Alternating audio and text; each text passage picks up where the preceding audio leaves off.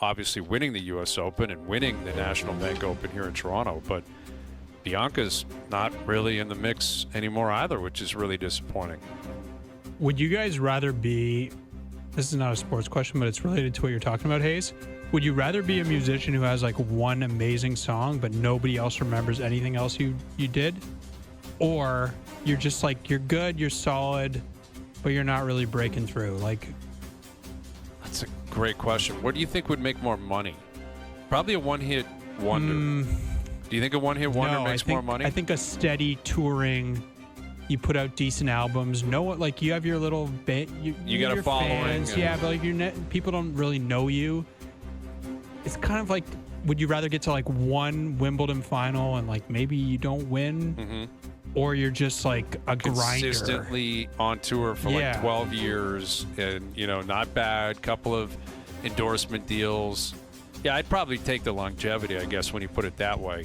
But if you give me the option to actually win a slam, I'm taking the win. Like, if I'm Bianca Andreescu, obviously she's still young enough. I'm sure she's got confidence that she can get back into the swing of things. But they can never take that U.S. Open away from her. Like, she's got it. You have a slam. Like, and that's a lot of money. The amount of endorsement money she made from that, like, she blew up. She was the biggest thing in Canada following that. You can't.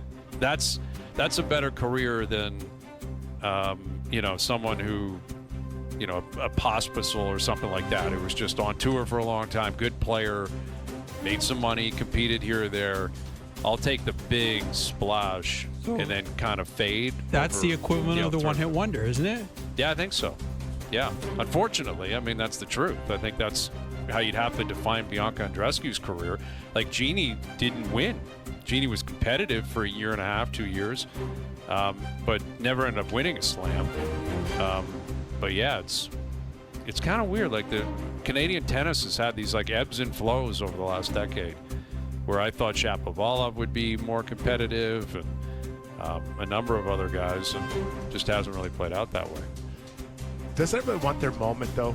Don't you want to have that one moment where you are on top?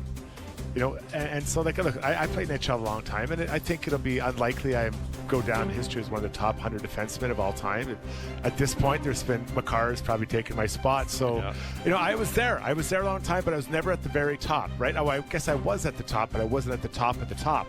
So, I guess, what I traded all for 1 year of just insane hockey played by me, I might. Yeah, like at Norris season, and then 3 years later you're out of the league. Yeah. I think like Jim Carrey, the goalie. Remember, wasn't that the guy, the net detective? The net detective. Great nickname. He won a Vezina, right? Didn't he win Rookie of the Year and a Vezina? I think he did. Yeah, and then again, 2-3 years later, you couldn't find him. For the most part. All right, Jays Giants tonight. The unofficial second half, beginning down at the Rogers Center. Chris Bassett on the mound against Justin Verlander. And here's our TSN Baseball Insider joining us here on the Maple Toyota Hotline. Here's Steve Phillips. How you doing, Steve? I'm doing great. Good to be with you. Great to be with you. And we've been more pumping up the fact that Verlander's in town, and this very well could be the last time he pitches in Toronto. I believe he has 2 no-hitters against the Jays at the Rogers Center. So he loves this building. He's obviously going to the Hall of Fame. He's an all-time great.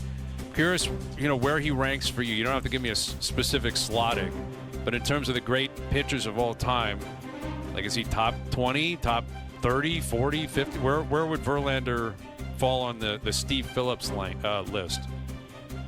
Yeah, I think that he's, I've got him behind Pedro Martinez in that range. I think Pedro is more dominant than Verlander was, but Verlander, clearly a Hall of Famer, first ballot Hall of Famer. I have ahead of Messina on the list to give you some sense as to where they go. But, yeah, I think he's probably, if you start to look at it, probably top 25. He was a guy that when he first came up, he would go out and he would throw 95, 96 in the first few innings of the game. And then he would want to throw 99 on his 99th pitch in the game. And he did. He held back early, so he had more fastball to go to later. And he just really was just such a dominant pitcher.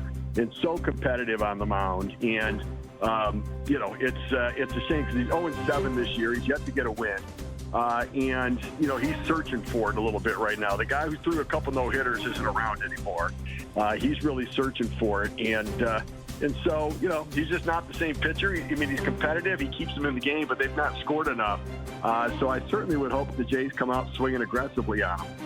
Yeah, that's certainly got to be the plan going into tonight. And, it's a big series for them to start at home coming out of the break. They stumbled a little bit, coming down the stretch, losing 3 of 4 to Chicago and the Athletics. But now that you're reset, all eyes appear to be on Vladdy.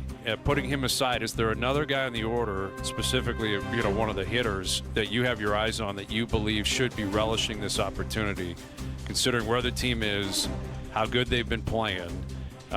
If so, who is that guy? Well, for me, look. They've gotten a lot out of Clement and Addison Barger and Springer and Kirk. And Lucas. To me, it comes down to Bichette and Guerrero. That I think there's likely to be some regression in the complementary players. They've all played very well. But the league's going to make an adjustment to them, and it may take them a little bit of time to adjust back. And in the meantime, it's not that Vladdy and Bichette have been bad. They've not.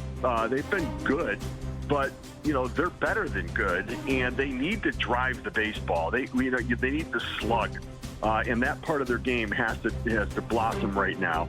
And I do think that coming out of the All-Star break, I think that what I would want, and I always thought this with a manager, you've got to come out and force action, force movement.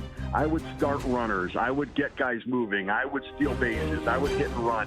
I think you've got to create movement and not make it passive. Don't make it, base to base and do everything. Try to force things to happen so you get your players jump-started into energy in the game. And so it'll be interesting to see how John Schneider goes out there and tries to manage it, because to me it's all about movement and action when you come out of a 4-day layoff. Steve, is there one of those guys you mentioned, the first half surprises, that you think is best set up to keep this up in the second half? Well, Springer, the veteran, at least has some idea about the grind of an entire season. One of the things that young position players need to learn is just, how to grind out 162 games. Even the minor league season is shorter than the major league season, and it's different. And those dog days where it starts getting hot and you're in August, they've got a book on you now where they've seen you a couple times. You're facing those teams the second time around, and they're all going to start to attack the weakness.